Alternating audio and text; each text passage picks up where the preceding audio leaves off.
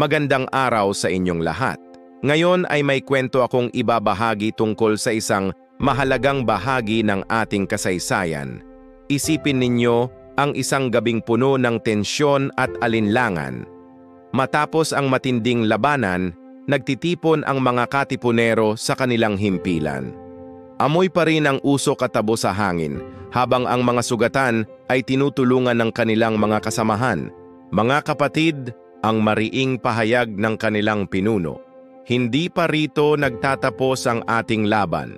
Babalik ang mga Kastila at kailangan nating maging handa.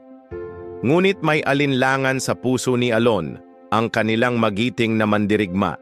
Pinuno, paano kung ang traidor ay nagkukunwari lamang? Hindi ba't mas mapanganib ang taong may dalawang mukha? Dito, isang matandang katipunero ang nagbigay ng kanyang karunungan. Mga kasama, nakita natin ang kanyang sakripisyo.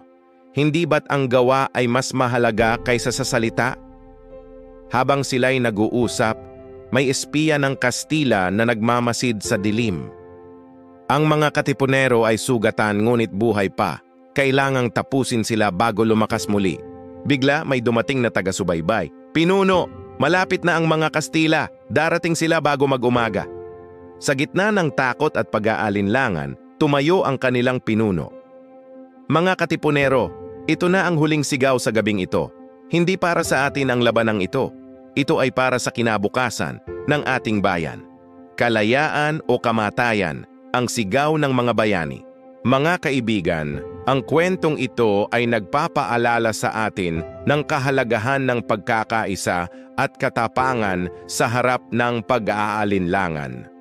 Tulad ng ating mga ninuno, kailangan nating magkaroon ng matatag na paninindigan para sa ating mga paniniwala.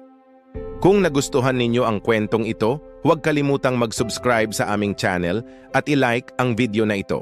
Maraming salamat sa inyong pakikinig at hanggang sa muli, mabuhay ang ating kasaysayan at mabuhay ang Pilipinas!